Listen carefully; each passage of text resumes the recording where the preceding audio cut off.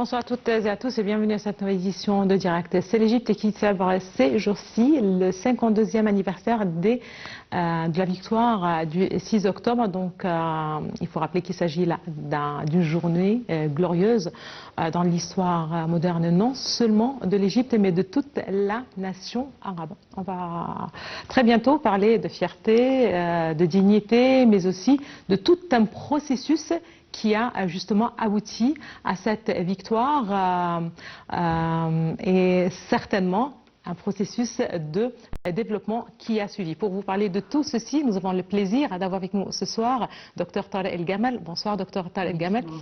Vous êtes expert en matière juridique et relations internationales. Ravi de vous avoir parmi nous ce soir.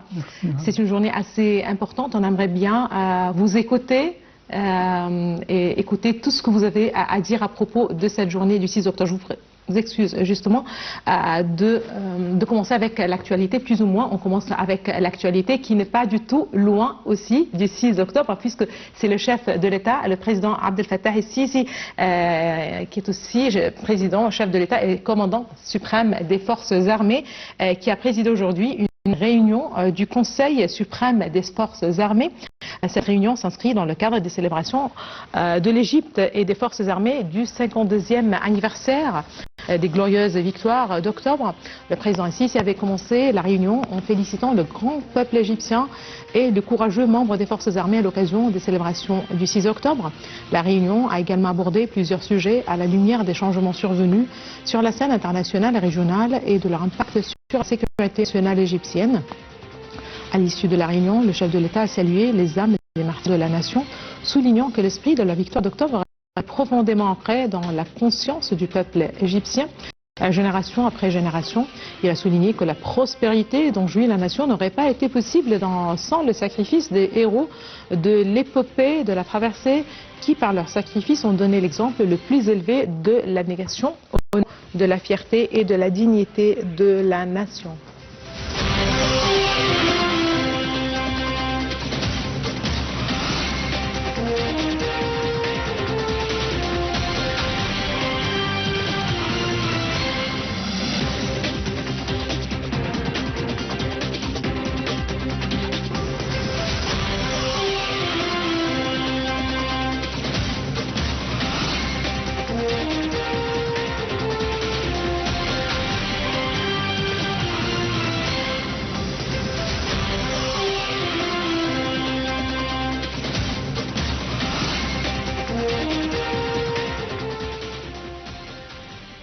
C'est l'Égypte qui commémore le 52e anniversaire de la glorieuse victoire du 6 octobre. À cette occasion, le président Abdel Fattah el-Sisi s'est rendu ce matin au mémorial des martyrs des forces armées à Nasr City. Il a été reçu par le général d'armée Meghi Abdelmegid Sakr, commandant en chef des forces armées et ministre de la Défense et de la production militaire, et le général des corps d'armée Ahmed Khalifa, chef d'état-major des forces armées, ainsi que par les commandants des principales branches des forces armées. Le chef de l'État a ensuite déposé une jarre de fleurs sur la tombe du soldat inconnu au martyr, au rythme plutôt du salut des martyrs joué par la fanfare militaire en hommage aux âmes des martyrs et en symbole de gratitude pour leur sacrifice immortel. Le président Sisi s'est ensuite rendu aux tombes des feux présidents Anwar el-Sadat et Gamal Abdel Nasser, où il a déposé des gerbes de fleurs.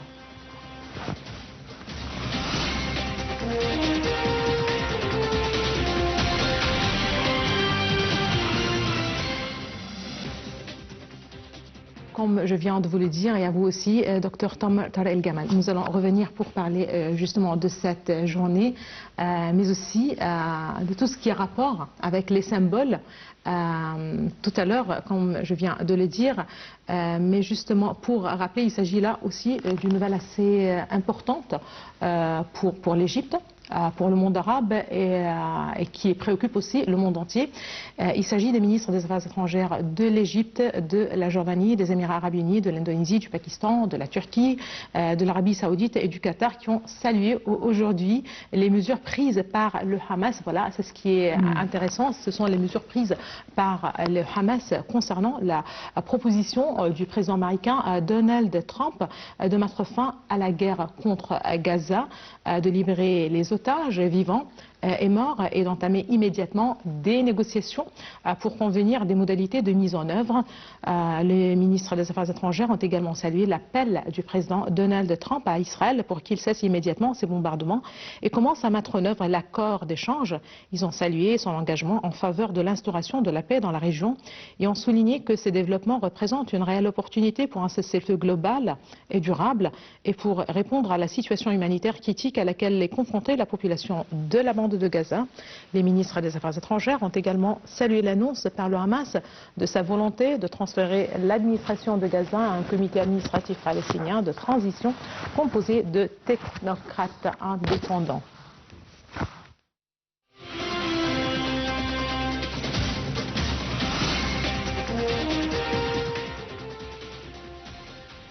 Dr Tahar El-Gamma, si vous me permettez, avant justement de passer à notre sujet, le sujet de ce soir, à savoir à la victoire d'octobre, aujourd'hui c'est le 5. C'est le 5 octobre, demain c'est l'Égypte qui célèbre certainement cette journée, mais justement une petite pause pour parler aussi de l'actualité, puisque ça reste certainement à la une de l'actualité. Et on espère bien, comme ça a été la victoire en la journée du 6 octobre, qu'une percée réelle dans la question israélo-palestinienne puisse justement voir le jour. Aujourd'hui, avec Hamas, les déclarations de Hamas, et qui ont enfin accepté la proposition de Donald Trump. Justement, vite fait comme ça, quel regard vous portez et sur la proposition de Donald Trump et sur la position de Hamas? Oui, tout d'abord, c'est une question, comme vous l'avez déjà mentionné, pour moi, ce qui est très nécessaire, la situation humanitaire. Et bien sûr, tout le monde a vu la situation humanitaire à Gaza et durant à peu près, on va arriver à 2 années. Alors qu'il est nécessaire que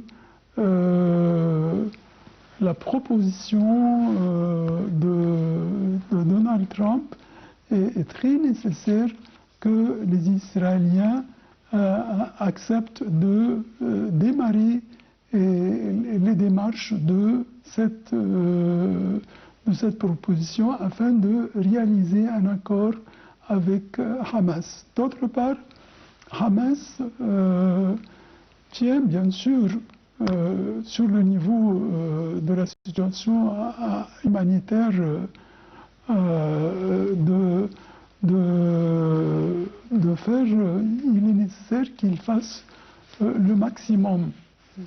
Et surtout que, et bien sûr, c'est clair qu'Israël n'allait pas prendre les démarches directement. Bien sûr, il y aura des obstacles, il y aura de leur part un peu de retour à quelques points. Afin qu'il y aura plusieurs négociations, qu'il y aura une perte de temps. Et bien sûr, ça c'est très nécessaire que Hamas et Donald Trump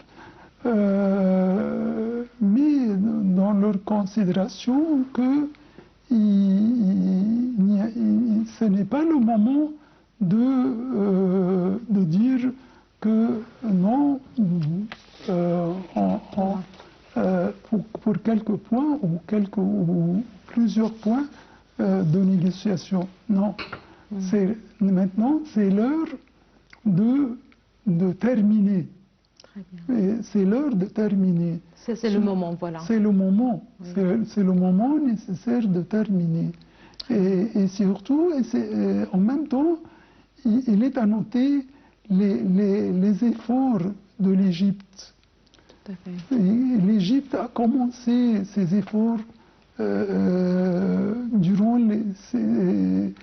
ces deux en d'autres périodes, justement, que ce soit des efforts pour faire acheminer les aides humanitaires dans la bande de Gaza, que ce soit au niveau des négociations et des initiatives, justement, pour un cessez-le-feu. Oui, des efforts sur le niveau politique, des efforts sur le niveau humanitaire. Oui. L'Égypte a pris sa responsabilité totale pour cette crise et ce défi qui est clair pour tout le monde entier. Et bien sûr, il est à noter aussi que les appels du président Sisi et son dernier appel lors de la conférence qui avait eu lieu à Qatar. Oui. Il est à noter, c'est la parole du président Sisi, qu'il est très nécessaire maintenant de résoudre toute la situation suivant la direction de la paix. Tout à fait. Pour cette région. Très bien. Là, on va être dans une situation où on va chercher, l'objectif c'est de parvenir à un cessez-le-feu, justement. On espère bien rebâtir Gaza, la reconstruction donc de Gaza, libération des otages du côté du Hamas. Est-ce qu'on est loin aujourd'hui par rapport à la déclaration d'un État palestinien ou c'est un processus qui va être parallèle selon vous? J'espère que ça peut être un processus parallèle, je l'espère. Et ça dépend de l'unité premièrement du monde arabe et l'unité aussi de tous les pays qui ont demandé que la Palestine doit avoir son État indépendant. Et ça a été clair aux Nations Unies lors de la réunion qui avait eu lieu quelques jours.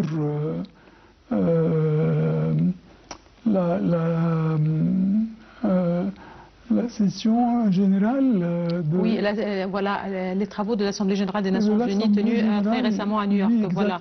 Ça fait justement peut-être une semaine ou un peu plus. Exactement. Voilà. Vous avez vu quel était le nombre des pays qui ont accepté, qui ont reconnu l'État reconnu l'État palestinien. Voilà, c'était lors de la conférence justement franco-saoudienne tenue parallèlement justement aux travaux de l'Assemblée générale des Nations Unies. Voilà, on espère bien. On va garder de l'espoir pour une percée, comme on vient de le dire dans cette question. Surtout le côté humanitaire de la population de Gaza, de ce qui reste, et si vous voulez bien, de la population de Gaza, et pourquoi pas faire justement avoir l'espoir de voir la création d'un État palestinien pour que Palestiniens et Israéliens puissent justement vivre en paix durable, comme on le dit et on le répète. Voilà. À présent, retour à notre sujet, c'est le 6 octobre, comme on vient de le dire depuis le début de l'émission, quand on parle de cette victoire. C'est intéressant d'ouvrir des parenthèses ici pour dire que c'est cette victoire qui a abouti en fin de compte à cette paix dont jouit l'Égypte aujourd'hui. C'est-à-dire il fallait passer par cette victoire pour justement faire des accords de paix et avoir la sécurité et la paix pour les populations de la région, pour l'Égypte, je veux certainement dire, et les Israéliens de l'autre côté. J'aimerais bien rappeler qu'en ce 6 octobre, c'est l'Égypte qui se souvient d'une date historique, il faut le rappeler, celle de la guerre de 1973, symbole de courage, de sacrifice et de détermination nationale. Cette date, cet anniversaire, ces célébrations ne marquent pas seulement la victoire militaire, mais aussi le point de départ d'une transformation profonde qui a conduit le pays du champ de bataille vers la voie de la paix et du développement.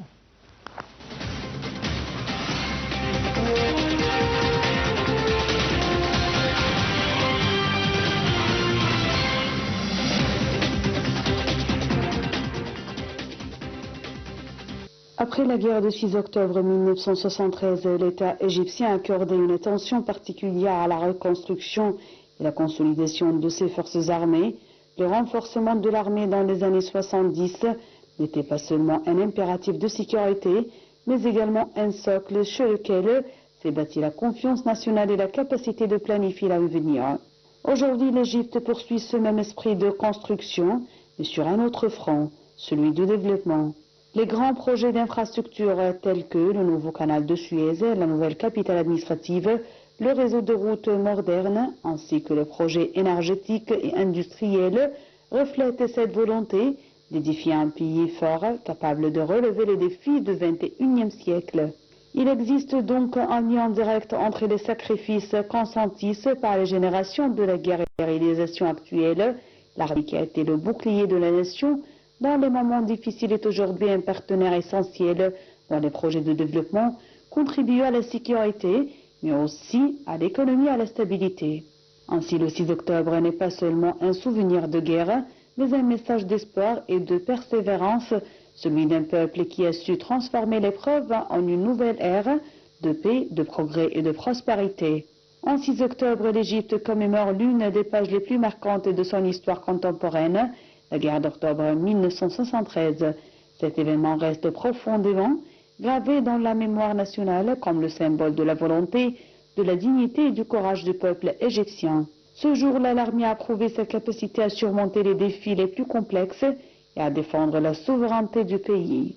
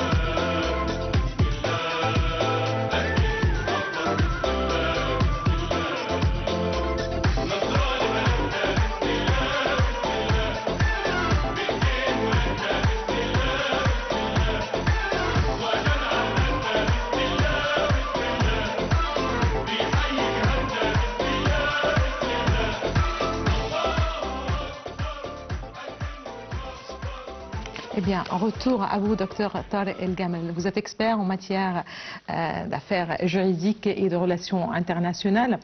On est là pour enchaîner avec la guerre du 6 octobre, pour enchaîner avec la victoire. J'aimerais bien commencer avec en fait ce geste symbolique qui se répète chaque année. C'est le chef de l'État, c'est le président Abdel Fattah el-Sisi certainement. Avant lui, c'est pareil, c'est un geste qui rappelle que la direction politique de l'État se souvient des sacrifices, mais aussi rend hommage à tous ceux qui ont contribué à cette victoire. Aujourd'hui, je rappelle que c'est le président Abdel Fattah el-Sisi, commandant suprême aussi des forces armées, qui a parlé à cette occasion. Il a présidé la réunion du Conseil suprême des forces armées, une occasion certainement pour s'adresser aussi pour adresser des messages, voilà, qui rappellent que l'Égypte se souvient de ses martyrs et qu'elle compte toujours sur cette voie de développement et pour la paix. Vous savez que, comme vous l'avez déjà mentionné, c'est que le mois d'octobre occupe une place particulière dans la mémoire collective des Égyptiens. Oui. Et bien sûr, si nous allons parler de la fête du 6 octobre, il est nécessaire de parler de la guerre du 6 octobre. Alors que quand nous devons parler sur le sujet de la guerre du 6 octobre, il est à noter le soldat égyptien, la croyance profondément enracinée du soldat égyptien. Et ça, c'est une, quand je dis la croyance, c'est une réalité très, très importante parce que on a vu la loyauté totale et indéfectible et l'appartenance à la patrie. Et c'est très difficile de mentionner cette croyance parce que on a vu durant cette guerre et même durant la réalisation de cette victoire, symbole de fierté nationale et de renaissance. Cette victoire militaire a redonné confiance non pas au peuple égyptien, mais au peuple aussi arabe.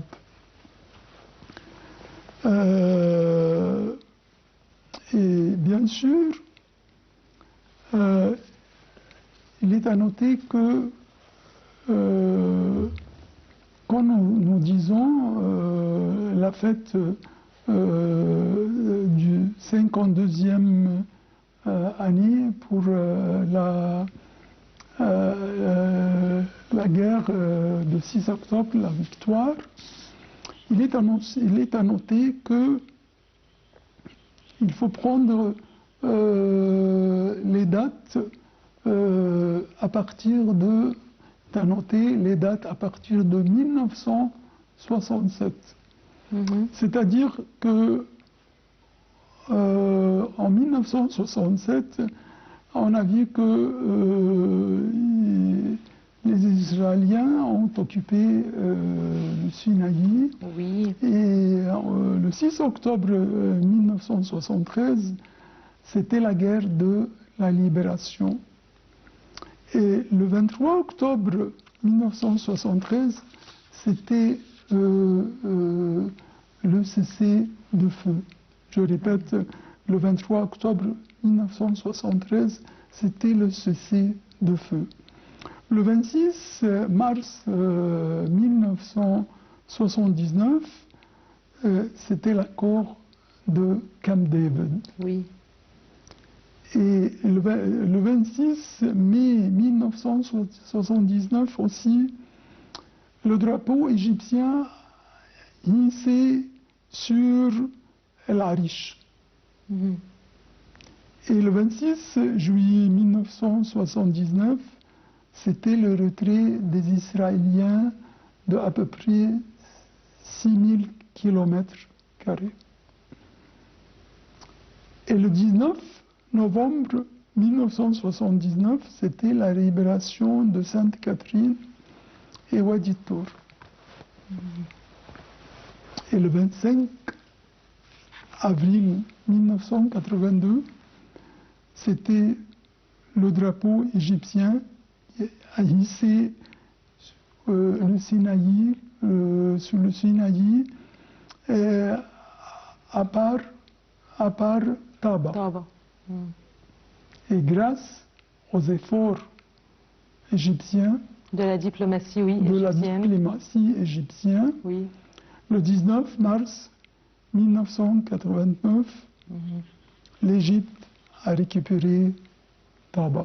Voilà. Alors, ça c'est une date très importante, oui. Voilà, à voir, voilà, que l'Égypte récupère l'entièreté de son territoire. Et c'est très nécessaire de passer, jeter un coup d'œil pour tout ce chemin, avec ces dates, comment l'Égypte a résisté, comment l'Égypte, sur le niveau militaire, sur le niveau politique, sur le niveau social, et même comment était la présence de l'Égypte sur le niveau du monde entier. Quand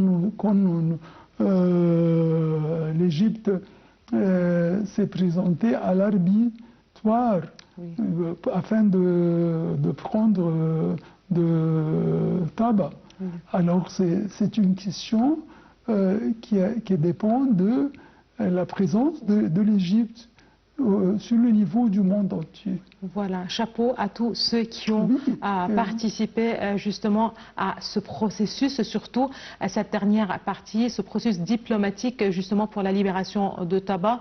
Encore une fois, c'était une bataille que l'Égypte a remportée de droit, il faut le rappeler. Nous allons revenir justement pour continuer ce point, une petite pause justement pour faire ce lien entre l'avenir, entre la jeunesse, la contribution à la jeunesse, tout ce que les populations déploient vers la voie ou sur la voie du développement via justement cette jeunesse, puisque c'est l'avenir, il faut le rappeler, d'une nation qui se mesure à la force de sa jeunesse, on le répète.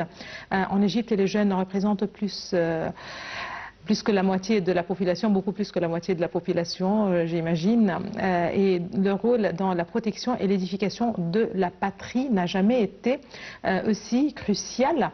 Aujourd'hui, ils se mobilisent sur plusieurs fronts, affirmant leur engagement à défendre la souveraineté nationale, tout en participant activement au développement du pays.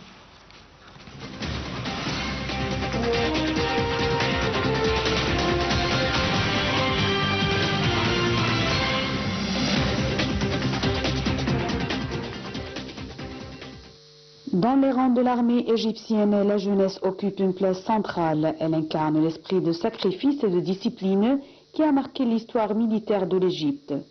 Ces jeunes soldats, formés aux technologies modernes de défense, garantissent la sécurité de territoire face aux menaces extérieures et aux défis régionaux. Ils perpétuent ainsi l'héritage de courage des générations précédentes en plaçant la protection de la nation au-dessus de toute considération. Mais la défense de la patrie ne se limite pas au champ militaire. Dans le domaine de la recherche scientifique, de nombreux jeunes Égyptiens brillent par leur innovation et leur découverte. Qu'il s'agisse des énergies renouvelables, de la médecine, des biotechnologies ou de la transformation numérique, ces jeunes chercheurs et entrepreneurs placent l'Égypte sur la carte mondiale du savoir et de l'innovation. Leur créativité contribue non seulement à relever les défis du développement durable, mais aussi à renforcer l'indépendance technologique du pays. Parallèlement, la jeunesse joue un rôle moteur dans l'économie. Les jeunes entrepreneurs et les start-up égyptiennes transforment les idées en projets concrets, créant des opportunités d'emploi et stimulant la croissance.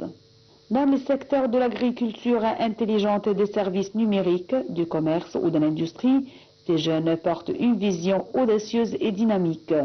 Leur ambition reflète la volonté de bâtir une économie nationale solide, capable de résister aux crises mondiales et de s'intégrer aux chaînes de valeur internationales. Leur engagement illustre une continuité historique, celle d'un peuple qui sait transformer son énergie en force constructive et qui mise sur sa jeunesse pour garantir la sécurité, la stabilité et le progrès. En ce moment décisif, l'Égypte avance avec confiance portée par ces jeunes qui sont à la fois les gardiens d'aujourd'hui et les bâtisseurs de demain.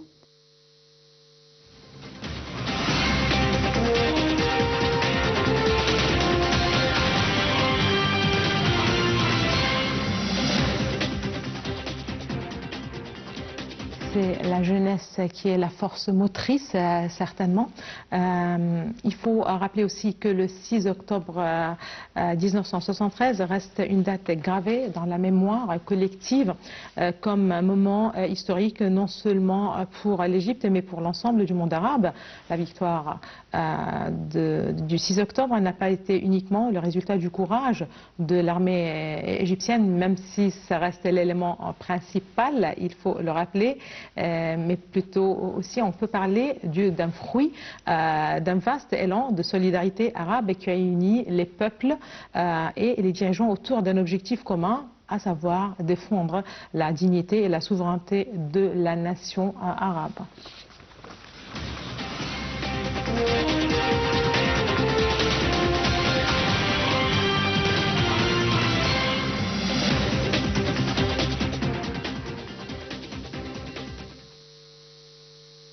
À cette époque, le soutien arabe s'est manifesté de différentes manières. Sur le plan militaire, plusieurs pays ont participé à l'effort de guerre en envoyant des troupes, des équipements et des conseillers. Sur le plan économique, la décision historique de recourir à l'arme du pétrole a démontré la capacité du monde arabe à utiliser ses ressources stratégiques pour défendre une cause commune. Cette solidarité a été un élément décisif qui a contribué à la victoire et a renforcé le sentiment d'unité dans toute la région. Aujourd'hui, les leçons de ce moment historique résonnent encore face aux défis contemporains. La cause palestinienne demeure au cœur de la conscience arabe, tout comme la défense de la sécurité nationale commune. Face aux crises régionales, aux menaces transfrontalières et aux ingérences extérieures, la nécessité d'un front arabe uni se fait sentir avec force. Le soutien continu du peuple palestinien, que ce soit au niveau politique, humanitaire ou diplomatique, illustre cette conviction que la liberté d'un peuple arabe est inséparable de la sécurité et de la dignité de tout. De même, les discussions récentes autour de la coopération en matière de sécurité, d'économie et de développement rappellent que l'avenir du monde arabe dépend de sa capacité à renforcer la solidarité, née en octobre 1973. Ainsi, le message transmis par cette victoire dépasse le cadre militaire. Il rappelle que lorsque les nations arabes se rassemblent dans un esprit de solidarité, elles peuvent surmonter les plus grands défis. Aujourd'hui encore, ce même esprit doit inspirer l'action collective pour défendre la Palestine, préserver la stabilité régionale et consolider la sécurité nationale arabe face aux crises mondiales. Le 6 octobre est donc plus qu'un souvenir glorieux, c'est une leçon vivante de coopération et d'unité, un appel permanent à faire du Front uni arabe, non pas seulement une réalité du passé, mais une stratégie pour l'avenir.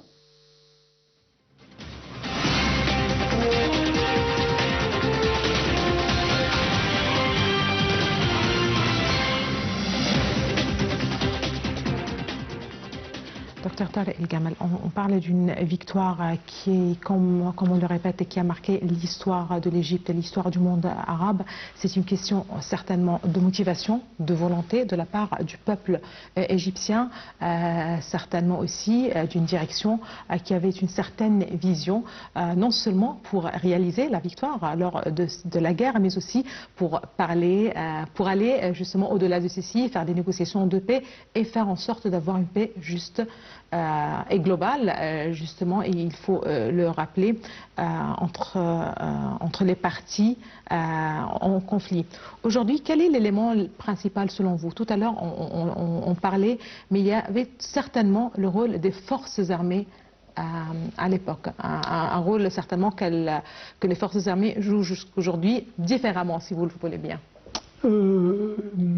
C'est une bonne question parce que il est à noter que en 1973, l'armée égyptienne a surpris tout le monde entier par sa capacité à prendre d'assaut et de détruire la ligne fortifiée de Bar-Lev. Et en même temps, l'armée égyptienne a surpris le monde entier lors de sa victoire en 1973 par des actes professionnels, des actes militaires professionnels, et que ce soit sur terre, en mer, en air. Et bien sûr, la préparation. Oui, exactement. Très bien. Et bien sûr, l'armée égyptienne a accru l'importance de la responsabilité de la sécurité nationale arabe commune. En même temps, il est à noter que l'armée égyptienne a accru la situation géographique, stratégique de l'Égypte. L'Égypte a une situation stratégique, géographique oui. très stratégique, que ce soit sur le niveau du Méditerranée, de la mer Rouge, le canal de Suez. C'est une importance qui a été accrue par l'armée égyptienne. Il est à noter aussi que la solidarité arabe a joué un rôle important, surtout afin de donner soutien à la victoire d'octobre 1973.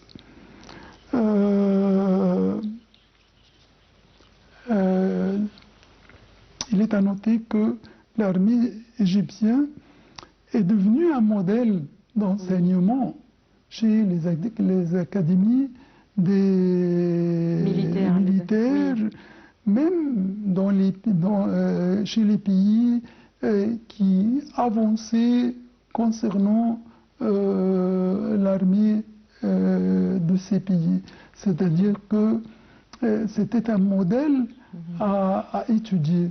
Tout à fait. Et là, justement, il faut rappeler qu'aujourd'hui, c'est le 5 octobre, donc on a encore le temps de parler de cette journée, la journée du 6 octobre, de cette victoire, mais aussi des leçons qu'on peut tirer justement de cette guerre, mais aussi de tout le processus, que ce soit avant de réaliser la victoire et le processus de développement et de paix qui a suivi justement cette date. Je vous remercie infiniment, Dr Tarek El-Gamal. Vous êtes expert en matière juridique et relations internationales. Ravi que vous aviez été parmi nous ce soir pour parler de cette journée. C'était un grand plaisir. Merci à vous. Merci, madame. Madame, monsieur, merci à vous aussi de nous avoir suivis ce soir. Je vous laisse à présent avec un compte-rendu des activités du chef de l'État et le président Abdel Fattah el-Sisi au cours de la semaine qui s'est écoulée.